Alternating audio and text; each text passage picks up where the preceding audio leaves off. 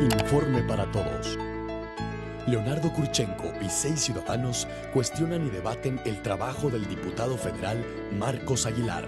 Participa, infórmate, de cara al ciudadano.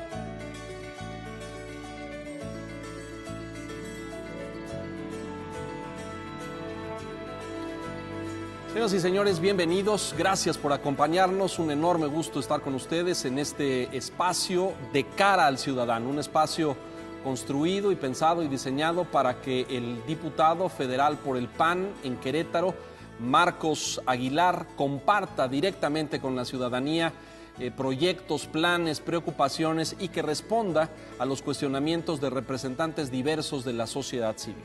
Así es que le agradezco que nos acompañe. Lo invito a que se quede porque esto que va a pasar aquí es un ejercicio innovador, ciertamente único, que pretende ofrecerle a usted respuestas claras y directas sobre los temas que le interesan de su ciudad y de su estado. Diputado, bienvenido. Gracias. Gracias por la invitación y gracias por poder acompañarte en este ejercicio. Muchas gracias. Muchas gracias a ti, Leonardo, y es un gusto estar con ustedes. Muchas gracias. Voy a presentarles a todos ustedes, a los diferentes representantes de la sociedad civil que nos acompañan en este espacio y que van a ser justamente quienes, con sus preguntas, con su debate, con sus cuestionamientos, podamos construir este diálogo que informe y que dé cuenta cabal de los asuntos que nos interesan en Querétaro. En primer lugar, la maestra Elizabeth Ortega Pérez. Bienvenida, maestra. Gracias por estar con nosotros. La maestra es egresada de la Normal Pedro Antonio de los Santos en San Luis Potosí. Tiene más de 30 años en el servicio público. Debe usted haber empezado a los 12, maestra, me imagino. Y actualmente es directora de la primaria Maestro Andrés Balvanera en Peñuelas, aquí en Querétaro. ¿Es correcto? Así es. Bienvenida, maestra. Muchas gracias. Gracias a usted. Le doy la bienvenida igualmente a la señora Gisela Aguas Alvarado. Bienvenida, Gisela, gracias. Ella vive en el barrio de San Francisquito, aquí en Querétaro, y está al frente de un comercio, de una tienda de abarrotes. Bienvenida, Gisela. Gracias. Gracias por estar con nosotros. Le doy la bienvenida también a Jorge Morelos Zaragoza. Él es egresado de Ingeniería en Sistemas Computacionales por el TEC de Monterrey. Recientemente egresado, ¿no es cierto, Jorge? Así es, en diciembre del año pasado. En diciembre, muy bien. Bienvenido, gracias por estar aquí. Gracias. Del sector universitario y académico. Le agradezco al maestro Carlos Praxedis Ramírez, licenciado en Psicología por la Universidad Autónoma de Querétaro, maestro en Sociología. Muchas ciencias, maestra, usted incursionado en muchos lados y además ya tiene estudios de doctorado. Pero usted está aquí en calidad de director de la Facultad de Ciencias Políticas y Sociales de la Universidad Autónoma de Querétaro, ¿es así? Así es. Gracias, don Carlos, le agradezco mucho su presencia. Le doy la bienvenida también a Juan José Arreola.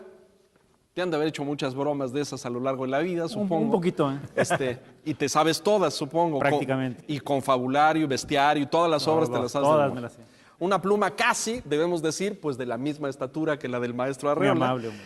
Colega, periodista, editor en jefe del periódico AM aquí en Querétaro, fue director ejecutivo del Universal, jefe editorial de la revista Magazine y colaborador del programa Así Sucede con Andrés Esteves en Radar. Bienvenido, Juan José. Gracias, Leonardo. Muy amable. Gracias por estar diputado. aquí. Muchas gracias.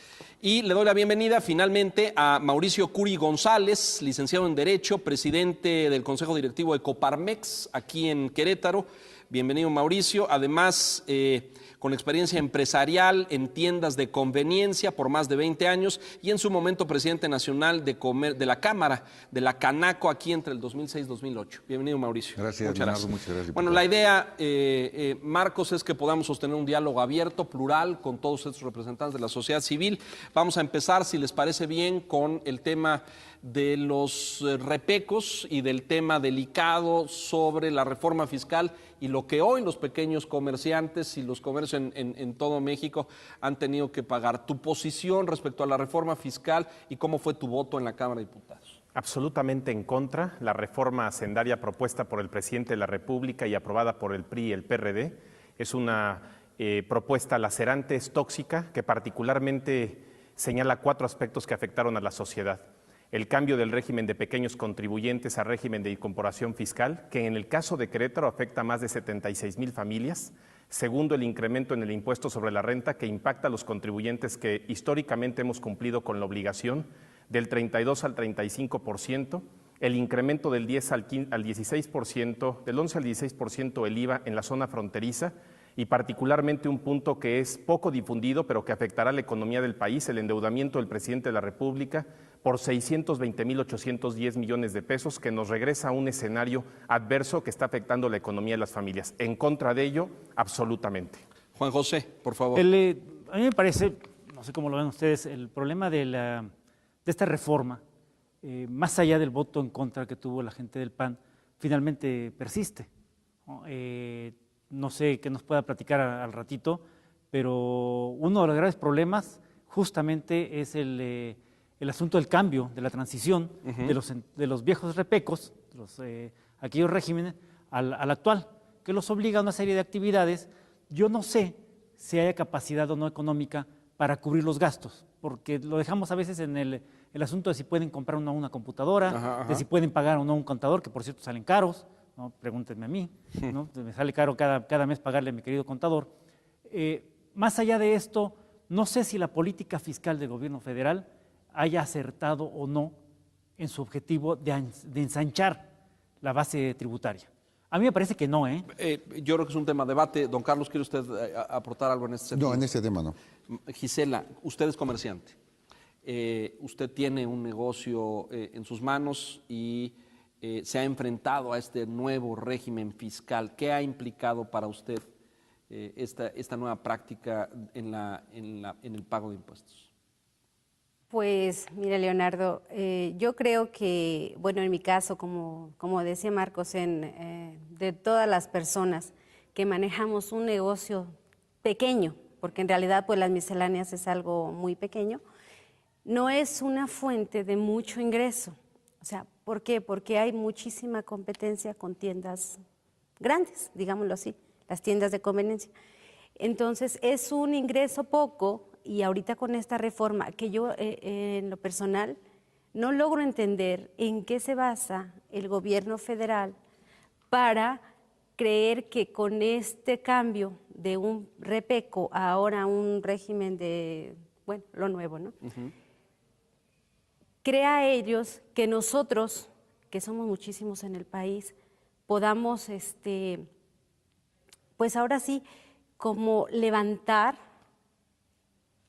O sea, esta reforma a nosotros nos afecta. ¿Por qué? Porque es muchísimo gasto, como lo decía, es el pago del contador, el pago de computadora, pago de facturación, que no es barato, todos los gastos que tiene uno que hacer. Y no hay beneficio. No hay tanto ingreso, por decirlo así. Yo no le entiendo el beneficio. Si Marcos me pudiese explicar ¿en qué se basaron los diputados para poder decir que esto es algo bueno tanto para México como para mí como pequeño contribuyente? Nosotros coincidimos con cualquier ciudadano que se encuentra en este supuesto. En Querétaro, para ser claros, hay un número importante de familias que se están viendo afectadas por esta circunstancia. Y nosotros con sensibilidad entendemos que aquellas personas que se dedican al comercio o estaban en el régimen de pequeños contribuyentes, hoy están imposibilitados para cumplir las reglas que ha puesto el presidente de la República. De hecho, hay que señalarlo, el 70% de las personas que anteriormente formaban parte del régimen de pequeños contribuyentes, hoy han decidido ir a la informalidad, lo cual registra menor ingreso para el Estado. Y esto, lamentablemente, no logra el propósito, que yo lo he dicho con toda puntualidad, como oportunidad tenía el presidente de la República, porque el partido al cual yo pertenezco estaba en la disposición de aprobar una reforma fiscal que tenga claridad para generar mayores ingresos, pero con una justicia distributiva, que todos los que participen aporten, y no con lo que hoy sucedió, una mala decisión, una decisión poco sensible para los ciudadanos con la que les están imponiendo una carga tributaria. Respondiendo a Juan José, ahí no aumentó la base gravable. No aumenta la base gravable, por el contrario, se disminuye en un 70%. Hace unos días estuvimos con el secretario de Hacienda y Crédito Público y con claridad se lo hemos dicho. Ahora bien, no nos hemos quedado ahí los panistas. Los 114 diputados del PAN presentamos una iniciativa de ley para volver al régimen de pequeños contribuyentes y es una iniciativa que por disposición del PRI, políticamente hablando, se mantiene en la Comisión de Hacienda sin ser sujeta a discusión.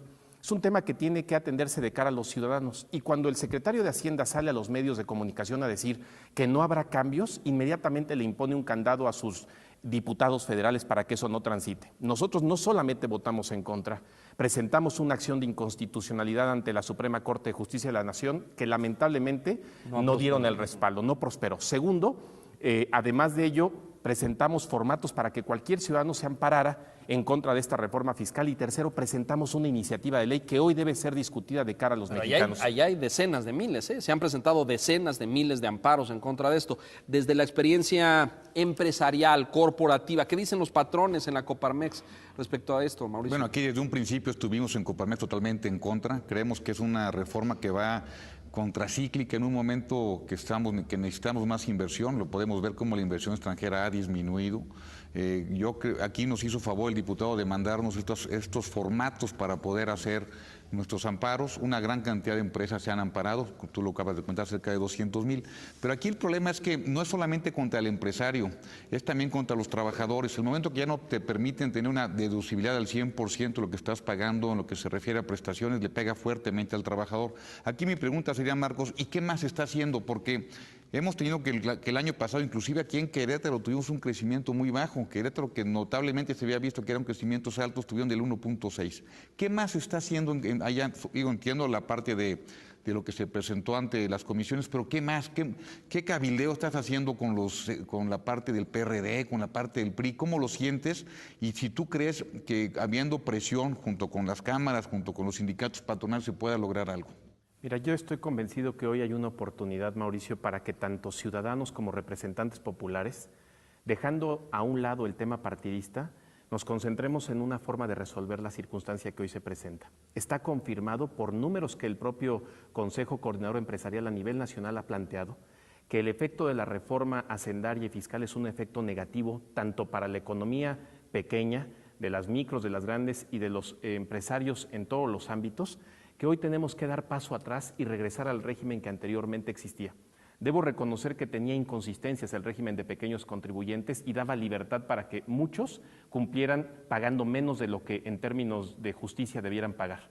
Hay que hacer correcciones a ello. Sin embargo, el llamado que hemos estado haciendo con insistencia ahora que se presentó Luis Videgaray y ante el propio coordinador del grupo parlamentario del PRI es que se abra el debate en la Comisión de Hacienda y que se puedan escuchar las voces de los sectores privado, social y académico para que le digan a los diputados del PRI que es necesario reformar la ley y que regresemos a un sistema donde haya una distribución de la riqueza equitativa.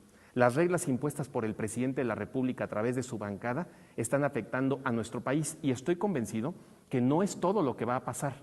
El crecimiento que ha anunciado el propio Luis Videgaray en 4 ocasiones se ha modificado y esto ya lo hemos vivido en Argentina. Un país pierde seriedad cuando el responsable de las finanzas en 4 ocasiones modifica el tamaño del crecimiento que va a tener el país. Y esto tiene un efecto en la macroeconomía y un secundario en la microeconomía. Hoy es el momento para que las cámaras, los ciudadanos, los repecos y cualquiera que esté afectado con ello, participe con sus representantes exigiéndoles que debe abrirse el debate y que esa reforma debe llevarse a cabo. ¿Y se ve viable, Mauricio? Es decir, ¿se ve viable esto que dice desde la Coparmex el licenciado Curi, es decir, que haya una modificación en diputado? Absolutamente viable. Recuerden ustedes, cuando el presidente de la República propuso la reforma hacendaria, presentó absurdos tan grandes como el ponerle impuesto a las cuotas de estudiantes. Y esa circunstancia fue algo que inmediatamente se viralizó en todos los medios de comunicación, en las redes sociales. Fue tan fuerte el impacto de la sociedad que el presidente de la República se hizo para atrás. Así es. ¿Qué le pediría a usted, Gisela, como representante de un pequeño comercio y de una tienda, a su diputado en San Lázaro? Pues yo creo que no le pediría, yo le exigiría, ¿verdad? Porque yo como representante, como en el caso que nosotros los elegimos, para que estén velando por el pueblo, digámoslo así, por los intereses, pues yo creo que cuando usted me dice a mí que se puede hacer algo, honestamente, diputado, yo desde aquí, desde mi punto de vista, digo, pues van muchas veces que decimos, se puede hacer algo y no se hace. ¿Por qué? Porque si llega el Ejecutivo, por decirlo, y dice las cosas se hacen así, se puede uno, como decimos vulgarmente, parar de cabeza y no se hace nada. O sea, los diputados nos dicen, o nuestros senadores, nosotros estamos votando en contra de, ok, votan en contra, una parte, la otra parte vota a favor, y el punto es que el pueblo siempre termina siendo el afectado. No se hace. ¿Qué le exige? No se. ¿Exige? Pues ¿Este yo es le el momento? exijo en este momento, bueno, con todo el respeto, ¿verdad?, que usted me merece, porque yo lo conozco a usted, yo sé que usted es una persona bien trabajadora, yo sé que es una persona que está, pues ahora sí que en donde debe de estar. Necesitamos nosotros como pequeños contribuyentes ese respaldo, el que esta ley se vaya hacia atrás. Yo no estoy diciendo que no quiera pagar, porque yo digo, soy una persona que si obtiene un ingreso tengo la obligación de pagar, o sea, como mexicano, como ciudadano. Entonces, yo solamente lo único que les pido es que sea justo. O sea, porque en esta reforma Pero lo que usted quisiera, regularmente... Gisela, es que la reforma se revise y se modifique en la Cámara de Diputados. Yo creo que lo correcto sería que regresáramos a lo anterior, a los repecos. Como dice el diputado, checando, revisando en dónde están esas fallitas, el por qué hay personas que de repente no pagan lo correcto, por decirlo, Pero también hay pero personas que no pagan tengan lo que correcto afectar. Ajá. porque falta una verdadera fiscalización de esas Exacto. personas. O sea, estamos pagando justos por pecadores, pero porque no hubo una buena fiscalización de aquellas personas que estaban evadiendo impuestos. O sea, yo considero esa parte, diputado. Hay una parte que es muy importante en esto, y de aquí surgen retos. Porque no solamente basta con presentar la iniciativa, y esa parte la entiendo. Nos contrataron para construir acuerdos.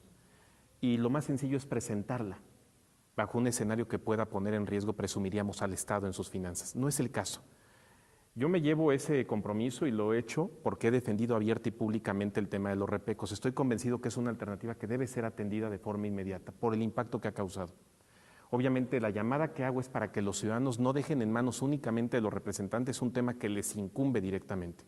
Lo que yo puedo decir con claridad es que continuaré buscando a través del diálogo que las fuerzas políticas como el PRI, el Partido Verde Ecologista de México, el Partido Nueva Alianza, puedan reconsiderar y se modifique este escenario en donde está comprobado por órganos nacionales e internacionales que la economía del país se encuentra en un escenario adverso. Maestra, ¿usted quiere decir algo?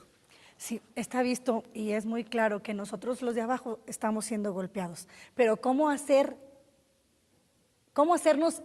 entender y ser escuchados más que nada? ¿Sí? Hay muchos que no pagan y podemos mencionar un sinfín de situaciones, pero el compromiso más que eso, Marcos, siento yo que debe de ir más allá. ¿Sí? No nada más de palabras. Hay que convencer a quienes están en tu lugar que el compromiso es con el pueblo y para el pueblo. ¿Sí? Porque estamos siendo golpeados y yo creo que la economía va para abajo en lugar de ir para arriba.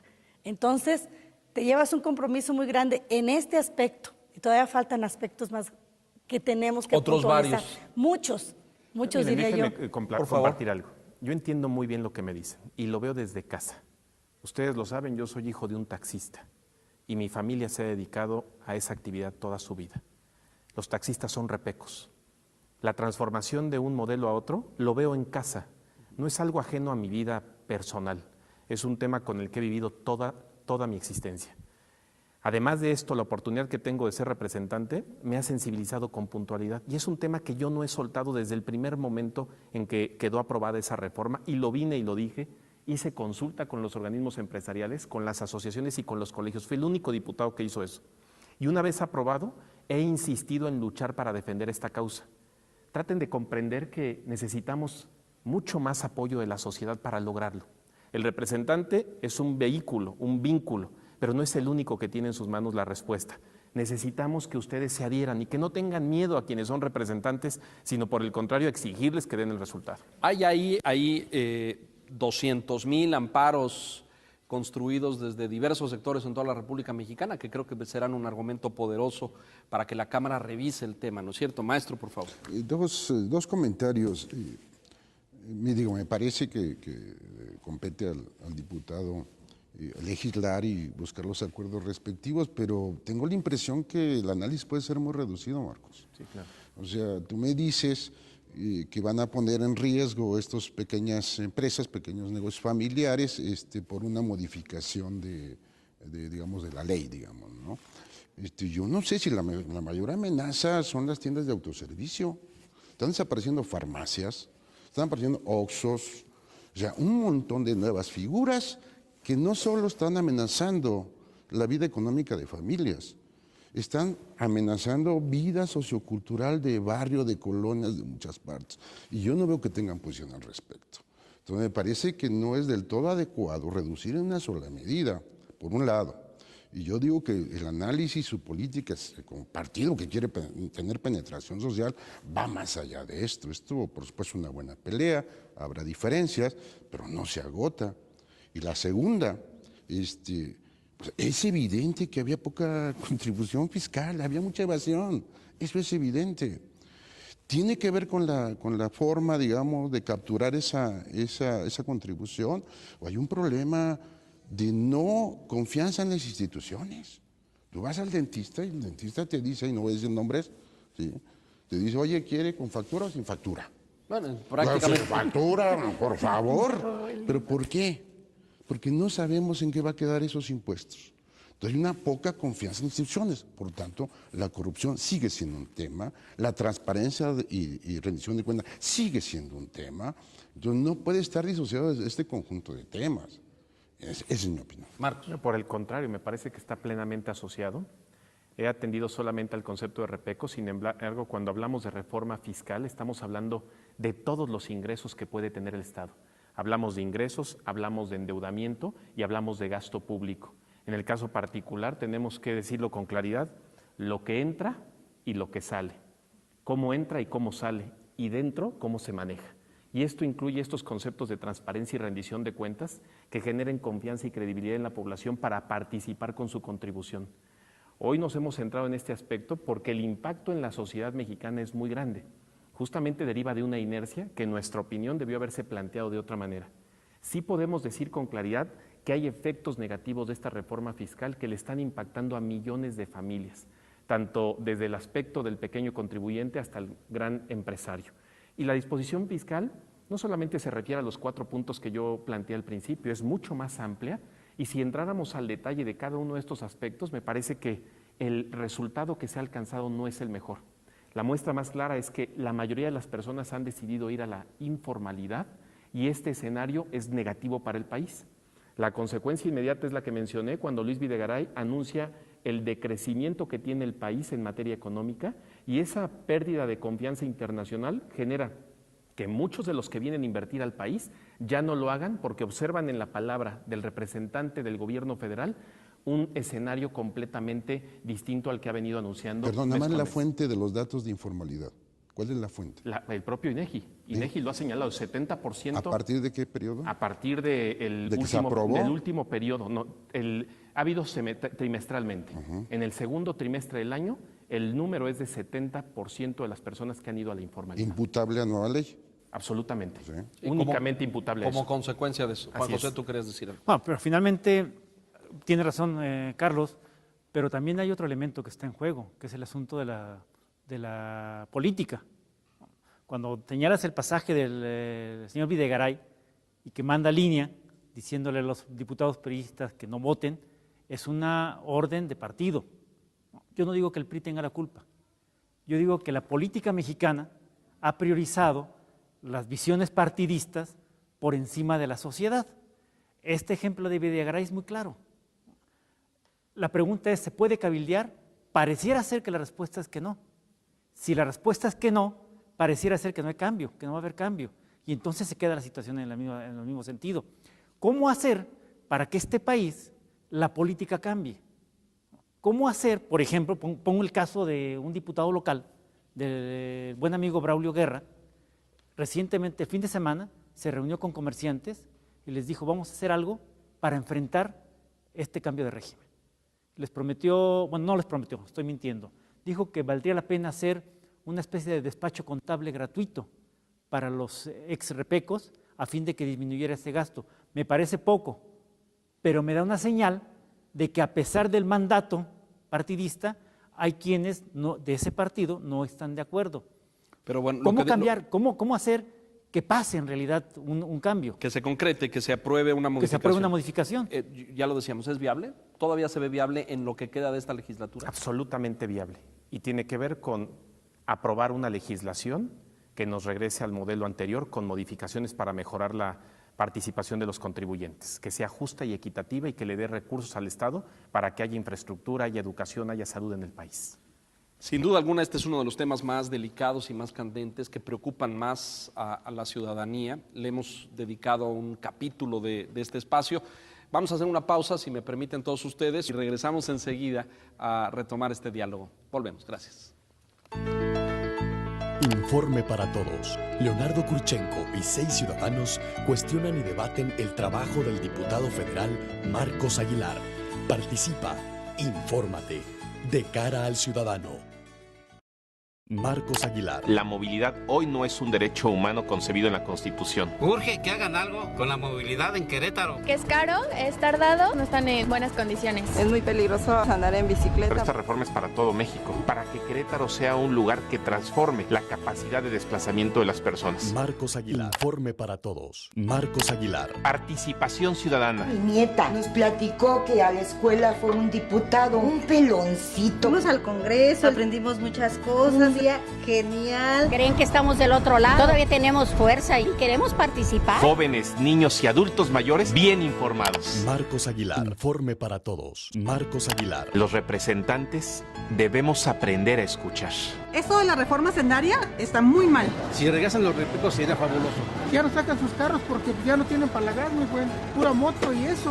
Queremos a los repecos de vuelta, no a la ley hacendaria, no más gasolinazos. Marcos Aguilar. Informe para todos.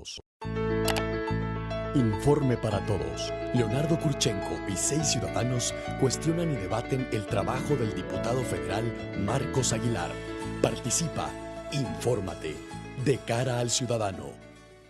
Buena parte del periodo legislativo de este año, del 2014, estuvo concentrado en lo que hemos llamado todas las reformas estructurales. Abordamos buena parte de la reforma fiscal y hacendaria, de este tema tan delicado y que afecta a tantas personas, pero hay otras importantes en la escena que tienen que ver con telecomunicaciones o con energía. Jorge Morelos, egresado del TEC de Monterrey, tienes la palabra. Sí, quisiera ver nada más a los jóvenes y a todos nosotros cómo nos va a afectar esta reforma de telecomunicaciones en cuanto a nuestra privacidad de datos y acceso a Internet para todos, ¿no? Bueno, nosotros particularmente hemos sido el partido político que desde el primer momento se pronunció en contra de cualquier tipo de participación del Estado para meterse en las redes sociales o poder tener acceso a las comunicaciones privadas. Lo hemos dicho con toda claridad, no obstante los acontecimientos que han pasado en el país. El PAN ha sido en ese sentido estricto al señalar que no aceptamos ni censura ni intervención por parte del Estado a través de sus instituciones en las comunicaciones que generen inviolabilidad de ellas. La reforma traerá beneficios que puedan medirse en el grueso de la ciudadanía. Me refiero a estas 2 nuevas cadenas de televisión. ¿Cuál es la postura que asumió Marcos Aguilar en el debate en la Cámara? Esta fue una gran reforma.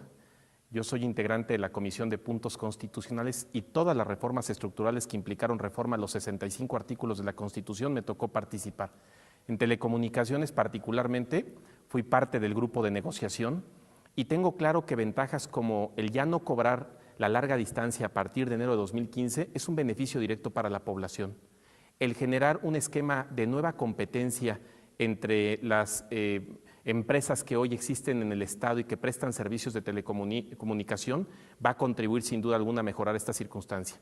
La democratización, generando 2 nuevas empresas de carácter privado, otorgándoles la posibilidad de que accedan a tener servicio de televisión y particularmente una televisora del Estado con características como las que tienen otros países del mundo, como la BBC de Londres, que sin duda alguna pueden contribuir a mejorar el sistema que existe en nuestro país.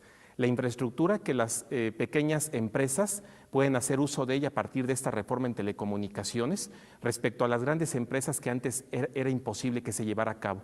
En términos claros, estamos buscando que haya un mejor servicio, que haya competencia y derivado de esta competencia se va a generar sin duda alguna inversión económica extranjera y nacional que genere fuentes de empleo y mejoría en los servicios que se prestan. Mauricio. Muchas gracias. Yo creo que es una buena reforma.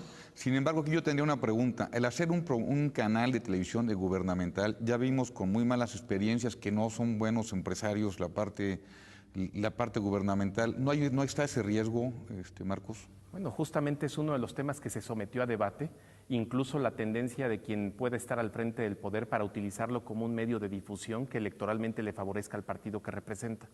Esta es una discusión en la que nos hemos centrado para garantizar que la televisión y el servicio que preste verdaderamente favorezca el esquema democrático nacional, que pueda ser un canal informativo que no tiene como objetivo de las empresas el lucro, sino un carácter informativo de naturaleza nacional que permita favorecer el esquema que hoy está establecido en la propia Constitución cuando hablamos del concepto de democracia.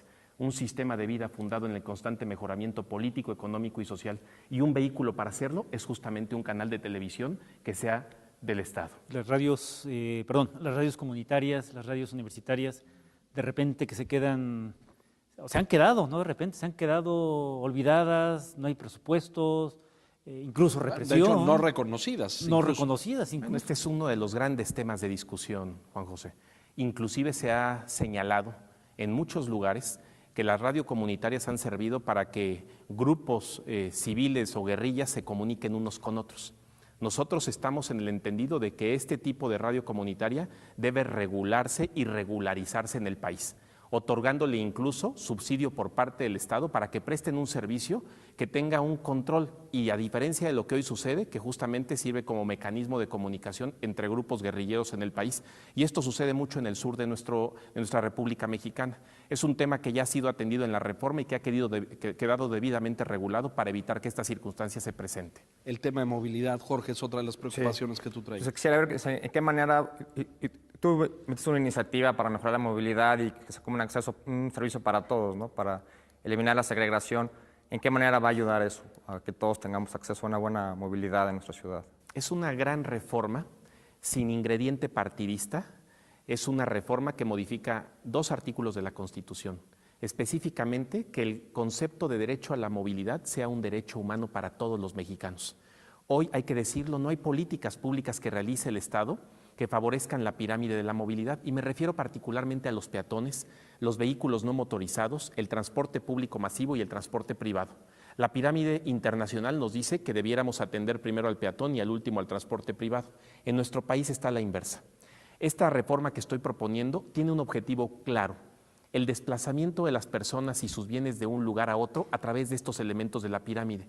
Hoy no existe orden en esta materia en todo México y este es un momento oportuno para llevarla a cabo. El propio municipio y estado de Querétaro está siendo víctima de circunstancias que hoy no pensamos íbamos a vivir. A Querétaro, dice INEGI, llegan 45 familias con 4 integrantes y 2 vehículos diariamente. Esto significa 200 personas diario a Querétaro, cerca de 70,000 por año.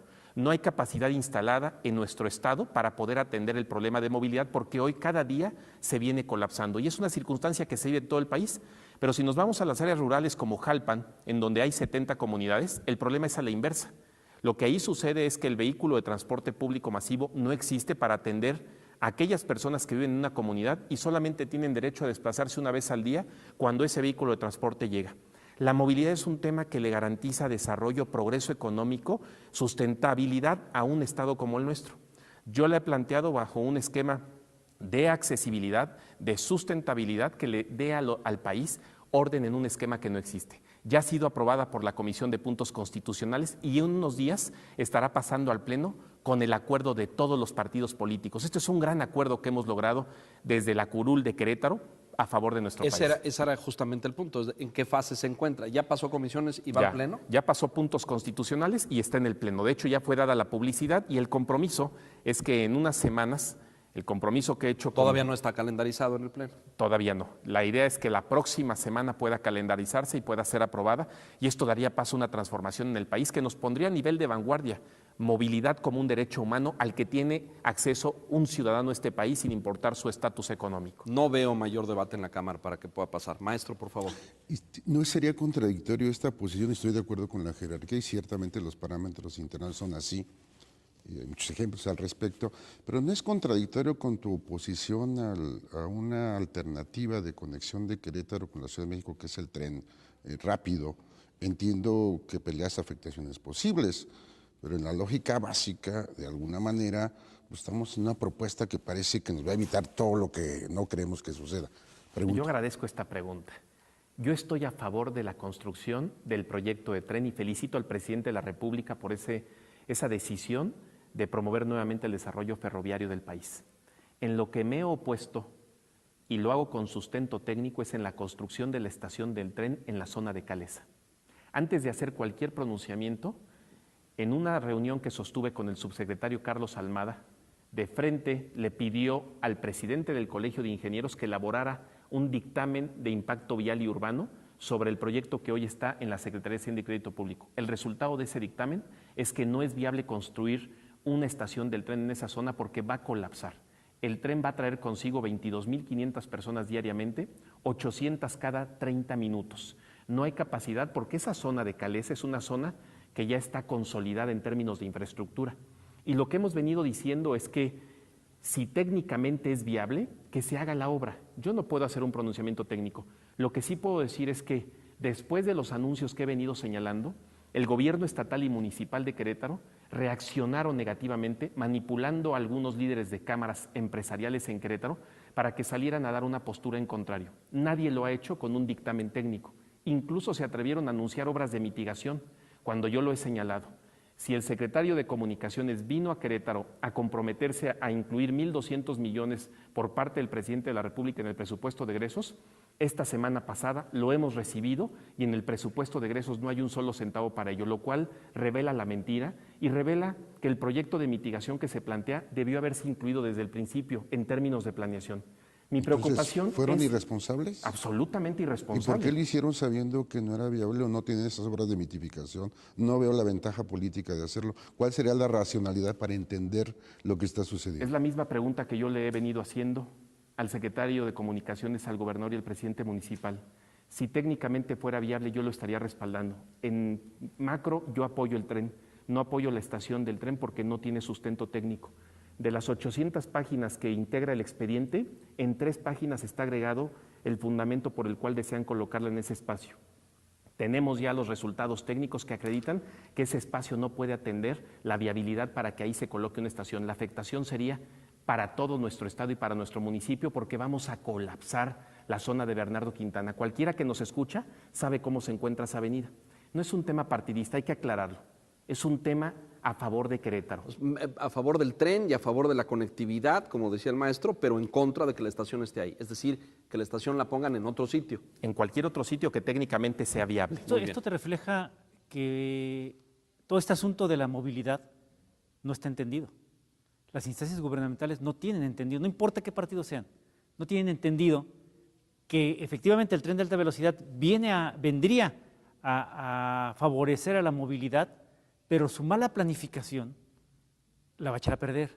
El crecimiento anárquico de la ciudad de Querétaro va a colapsar. Ese es el grave problema.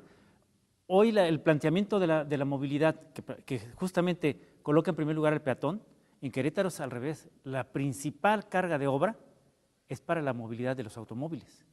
Las ciclovías están mal planteadas, por lo menos las que se construyeron. Vamos a movernos al de energía rápidamente, porque si no nos va a alcanzar el tiempo. Marcos, si quieres responder. Solamente cerrar. Ahí radica el gran problema de conceptualización en México. Siembra calles y cosecharás coches, dice un pensador francés. En México, los políticos piensan que hacer obra pública para generar infraestructura para vehículos es la panacea para resolver el problema de movilidad, y es justamente que hay que invertirlo. Hay que pensar en el peatón y atenderlo. En materia de movilidad para bicicletas, soy autor de la primera ley en México, que hoy es vigente en Querétaro, la ley que regula el uso y la promoción de la bicicleta. Y es una ley que lamentablemente no ha sido atendido. Pero sí vivimos las ocurrencias de un gobierno en Querétaro, en donde construyen una ciclopista en Avenida Universidad, que lo he dicho, es una ciclopista diseñada solamente para la segunda parte de la película de El extranjero, de E.T., porque ahí tienes que llegar volando y cuando llegas a Bernardo Quintana tienes que volver a volar para conectarte no sé con quién.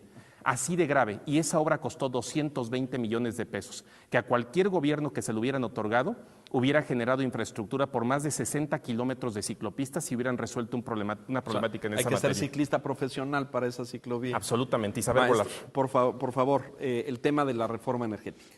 Evidentemente es un tema polémico, se discutió, se hicieron presentaciones. ¿No? Mi pregunta va a ser muy puntual para no entrar, no hay tiempo para eso, ¿no? Yo sí veo que hay una gran contradicción, y te incluyo a ti, pero incluyo a todos los integrantes de Acción Nacional. Para mí Acción Nacional tiene un valor.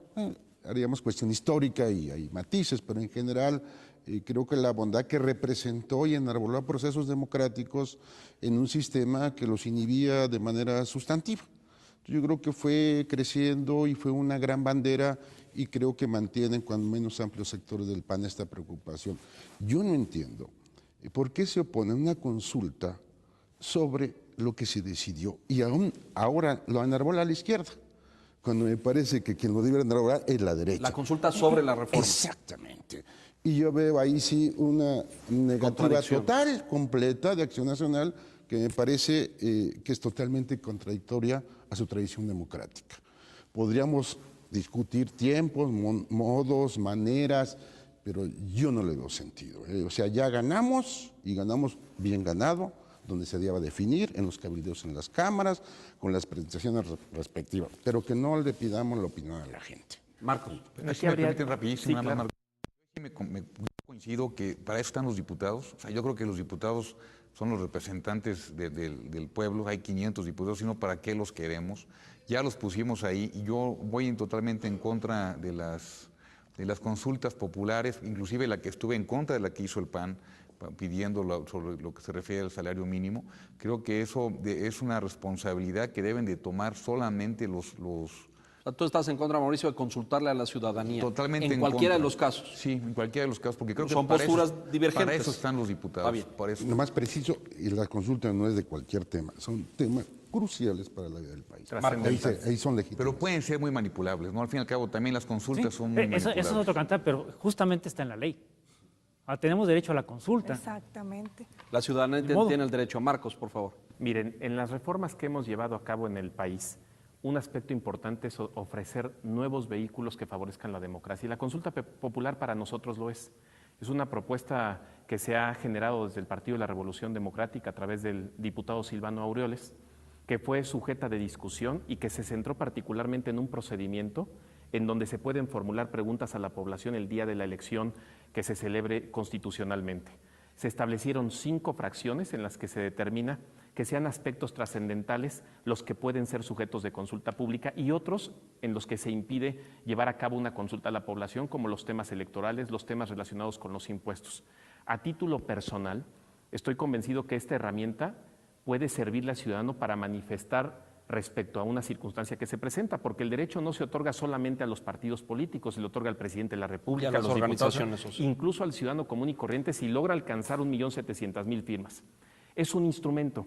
Y ahora en el tema de la consulta popular, bueno, yo tengo particularmente firme mi posición de que era una reforma que necesitaba el país y que el instrumento que hoy se está planteando, yo no me opongo porque sería intolerante de mi parte manifestar una postura a favor o en contra de las posturas de otros partidos políticos o ciudadanos.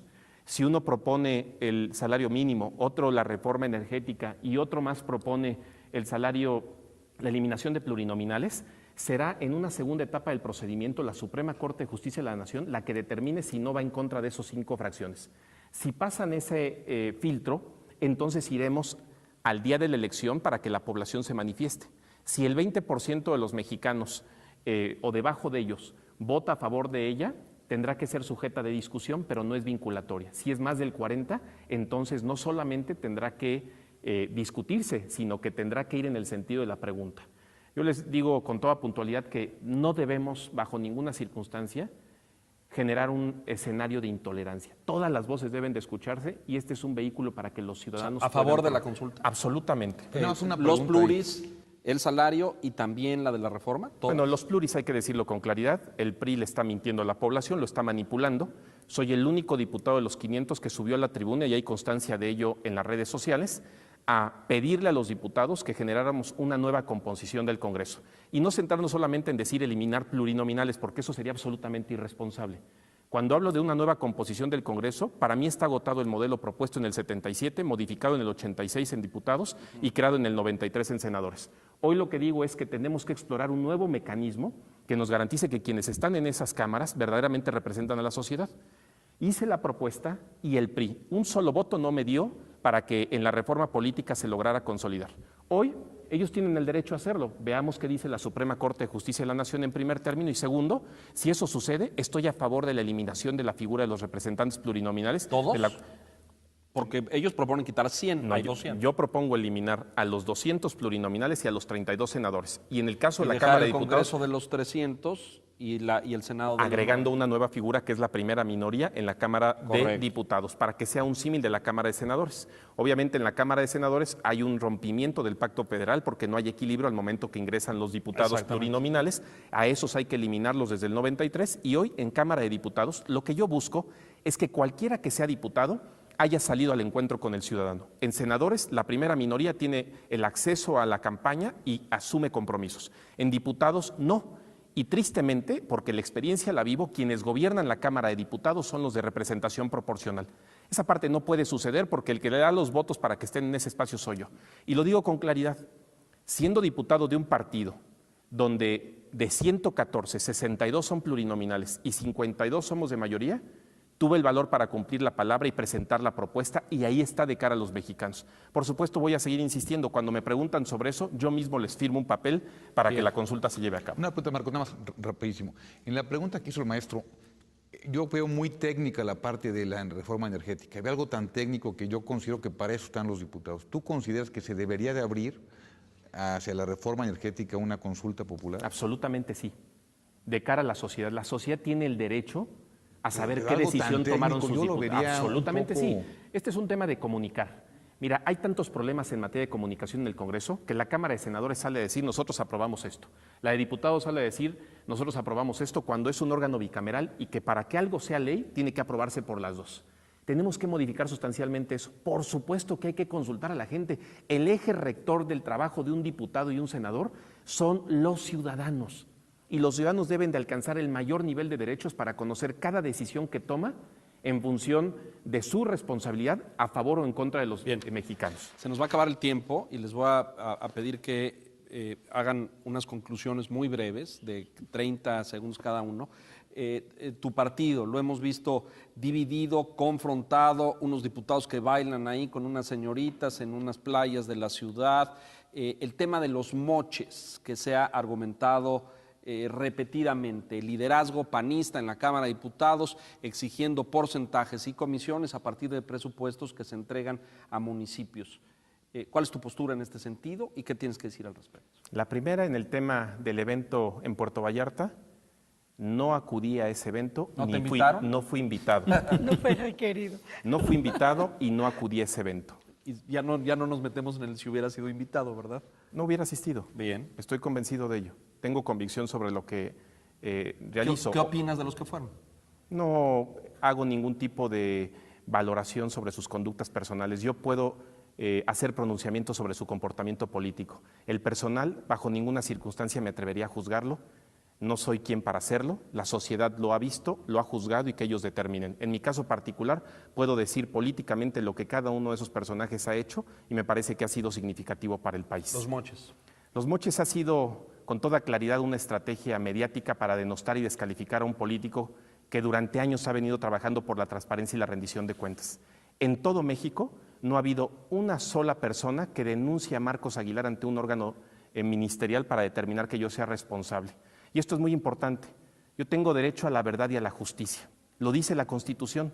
Tengo derecho a saber quién me acusa, de qué me acusa y ante quién me acusa. Un medio de comunicación es eso, un vehículo para informar y comunicar, nunca un tribunal para sancionar. Yo he dado la cara al medio de comunicación y a los queretanos para decirles con puntualidad que pueden conocer mi patrimonio, pueden saber que Marcos Aguilar ha sido y ha velado por la transparencia y la rendición de cuentas en México y que no hay bajo ninguna circunstancia una sola prueba que me vincule a ese hecho que lo único que busca es descalificarme y denostarme, porque saben que este proyecto está avanzando y porque saben que este proyecto es arropado por muchos mexicanos. Bien, Juan José, conclusiones, por favor. Bueno, me parece que este tipo de debates deberíamos de hacerlo más seguido, no necesariamente con los que estamos, pero sí necesariamente con la ciudadanía, no solamente Marcos, que les agradezco que nos hayan invitado, sino que debe ser el siguiente paso de la democracia mexicana. Le falta mucho a la democracia mexicana y una de ellas es darle voz a los que no, de repente no tenemos voz, a pesar de que yo esté en los medios, ¿no? Pero me parece que es un ejercicio interesante que debemos de seguir fomentando. Muchas gracias. Muchísimas Gracias, Juan José. Bienvenido. Jorge. Agradezco este espacio y nada, me gustaría ver a futuro qué vamos a hacer con la movilidad en Querétaro, ¿no? Que cada vez hay más tráfico, hacemos media hora, una hora ya al trabajo y aparecemos otras ciudades. Me gustaría ver una solución pronta, ¿no? Desarrollo urbano. Maestra, por favor. Bien, diputado, antes que cualquier otra cosa, me gustaría saber por qué es que aprobaste la reforma educativa en este momento, cuando en nuestro país existió un gobierno del PAN y no hubo un surgimiento de esta manera. ¿Por qué apoyar la reforma educativa y para qué? ¿Cuál es tu perspectiva en relación a la educación, no nada más aquí en Querétaro, a nivel nacional? De todo el país, muy bien. Yo les diría por dos causas en particular. La primera, distinguiendo naturalmente a los maestros de nuestra entidad, que por encima están de los estados de la República. Soy hijo de una maestra de escuela primaria pública federal y viví en casa durante 31 años ese escenario. El primer punto es que el PAN fue el primero que promovió la creación del Consejo Nacional para la Evaluación Educativa desde el gobierno de Vicente Fox como un órgano desconcentrado. Con Calderón se hizo descentralizado y con Peña Nieto se vuelve autónomo constitucionalmente para no depender del poder público. Porque hay un principio en el mundo que dice el órgano encargado de auditar no puede depender del órgano auditado. Pues sí, parte. Y esto sucede en México. Yo quiero ver a los padres de familia que llevan a sus hijas y a sus hijos a la escuela, sabedores de que quien está al frente de ese salón de clases es un maestro que ha sido sujeto de una evaluación antes, durante y después de que ejerce la responsabilidad. Nada mejor le puede pasar a México que tener maestros bien evaluados, maestros capacitados y maestros como los que hay aquí en Querétaro, porque hay que decirlo, no se compara lo que tenemos en nuestro estado con lo que hay en el resto de la República Mexicana. En Querétaro tenemos maestros comprometidos, maestros que están dispuestos a la evaluación. Si tenemos un órgano de esta naturaleza, en el mediano y largo plazo veremos a un país con profesores con mejor preparación que permitan garantizarle al padre de familia que tendrán ese derecho a participar. También los padres de familia tendrán derecho a participar en la elaboración de los planes y programas de estudio. Y por supuesto, tendrán derecho a saber el resultado de la evaluación que le hicieron al maestro que le da clase a sus hijos. Eso es extraordinario. Algo más. Rápidamente. Sí, bien. Hasta me quito la idea. Bien, cuotas. Hay un spot por ahí que me duele mucho por parte de tu partido. No cuotas a los padres, que los padres de familias no paguen cuotas. ¿Con qué piensas tú que va a vivir la escuela pública cuando la escuela pública no le llega nada de ningún lado? No la descobijen, cobíjenla. Es importante nuestra escuela. ¿Tú fuiste egresado de una escuela pública? ¿Sí? Así es. Bueno, entonces cobijen la escuela pública. Tenemos muchas necesidades. Tú en particular, ¿qué le proyectas a la escuela pública? ¿Qué le prometes a la escuela pública? Rápidamente. Yo estoy a favor de la escuela totalmente gratuita como lo establece la Constitución. ¿Sí? No deben asumir la carga los padres de familia que de por sí bastante mal escenario tienen en la economía de nuestro país. Lo que debemos hacer es que el Estado, con una buena reforma fiscal, tenga más recursos y envíe dinero a las instituciones académicas del país de carácter público para evitar que sean los padres los que resuelvan el problema que hoy no ha resuelto el gobierno federal, estatal y municipal. Ahí es donde todos deben de participar, pero no tenemos por qué pedirle a los padres de familia que usen su dinero para resolver una circunstancia que le corresponde al Estado. Rompamos con esa inercia. Gracias, maestra. Gracias. Gisela, por favor, sus conclusiones. Bueno, pues yo nada más agradecer la invitación y yo espero que la próxima vez que nos veamos ya tengamos resuelto que el repeco se queda como estaba. A ver si es lo la logramos. única. Maestro, Muchas por gracias. favor. Dos ideas rapidísimas. No vi en lo que presentaste apoyo significativo a las universidades públicas, ¿no? Que en todo caso me compete. Hay un problema de financiamiento estructural, hay un problema de jubilaciones y no se resuelve, lo cual agradecemos, con apoyos coyunturales. ¿Sí? Explico. Es un problema muy serio que me parece que todos los partidos, incluyendo el tuyo, debe proponer. Segundo, me parece que ojalá no volvamos a las elecciones típicas que vemos cada 3 y 6 años, donde estamos inventando a Querétaro cada 6 o 3 años. Ojalá tengamos la capacidad y tengan ustedes como quien busca un puesto de representación, de decir esto se está haciendo bien, continuemos haciendo. No enfaticemos la diferencia solamente para posicionarnos mejor en los votos. Que tengamos la interés, continuamos con esto. Esto lo podemos mejorar incluso. Esto no se debe de hacer. Si no, vamos a cambiar la cultura política y vamos a estar dentro de 3 años en caso que ocupes lo que estás buscando, criticándote lo que no hiciste los próximos candidatos. Muchas Yo creo que ya basta. Gracias, doctor. Le agradezco muchísimo. Mauricio. Agradecerles, como comenta el maestro, es cierto, necesitamos más de este tipo, que te reúnas con más de gente de este tipo de reuniones, y yo decirte, cabildea mucho para que la reforma hacendaria para el próximo año pueda bajar y buscar, como bien comentabas, la transparencia en el gasto público. Creo que es muy importante, como comentaba, no solamente pagar los impuestos, sino ver a dónde se van y poder tener un retorno de los impuestos. Mensaje final, Marcos. Agradecerles a todos y cada uno de las personas que hoy están acompañándonos en este encuentro de cara al ciudadano. Decirles que reconozco lo obsoleto que es el modelo de informe tradicional y que he puesto a consideración de todos este ejercicio de rendición de cuentas. Sé que hay mucho por avanzar. Estoy convencido, después de haber organizado 3 encuentros de esta naturaleza de informe tradicional, que hoy ha llegado el momento para cambiar, y me parece que este es un primer paso que estamos dando. Entiendo que el objetivo que se ha diseñado desde un inicio y que espero del resultado es que este no sea un informe para una élite empresarial o una élite política. Quiero que sea un informe para todos, y esta es una manera de entablar un diálogo que me permite identificar mis errores, que me permite identificar que falta mucho por hacer desde el ámbito legislativo y que encontremos un escenario de equilibrios, de pesos y contrapesos entre el Poder Ejecutivo y el Poder Legislativo. México necesita poderes legislativos más fuertes, y una manera de hacerlo es cuando trabajamos de mano de los ciudadanos. Muy bien, muchas gracias. Gracias, diputado. Muchas gracias, Mauricio. Maestro, muchas gracias, Gisela. Yo sé que quedaron temas pendientes, no crea que no, pero... Me dejaron en deuda, ¿eh? No se preocupe, pero y lo decimos bien, a lo mejor es un primer ejercicio que hacemos, Juan José, para retomarlo más adelante. Es decir, este contacto de los representantes con la ciudadanía de forma directa es vital en México, lo hacemos poco y es necesario que lo hagamos más veces. Jorge, muchas gracias. Juan José, muchas gracias.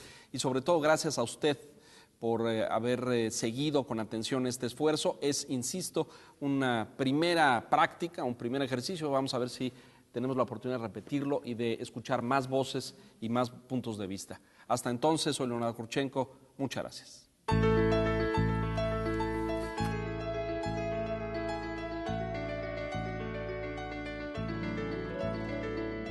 Informe para todos.